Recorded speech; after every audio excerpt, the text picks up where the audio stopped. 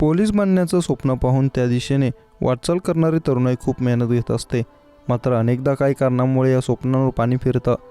असंच एका तरुणासोबत घडलं आणि त्याचं खाकी वर्दीचं स्वप्न अधुरंच राहिलं.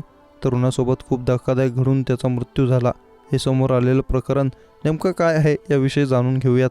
पोलीस भरतीची तयारी करीत असलेल्या तरुणाच्या डोक्यात गोळा लागून दुर्दैवी मृत्यू झाल्याची धक्कादायक घटना घडली.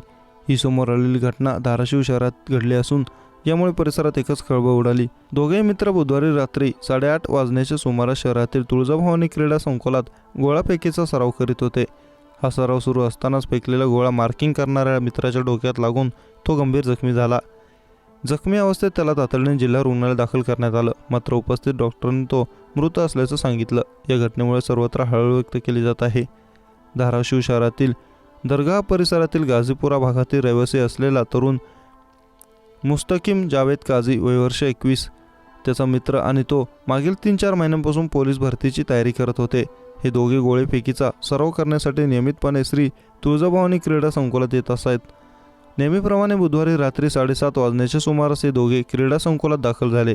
लागलीच गोळा फेकण्याचा सराव सुरू केला. एक जण गोळा फेकण्याचा सराव करीत असताना दुसरा त्याची मार्किंग करीत होता. आलटून पालटून हा सराव केला जात होता. गोळा फेकीचा सराव झाल्यानंतर मुस्तकीम जावेद काझी हा तरुण मार्किंगसाठी पुढे गेला. याच वेळी मित्राने गोळा फेकला असता तो काझी यांच्या डोक्यात लागला.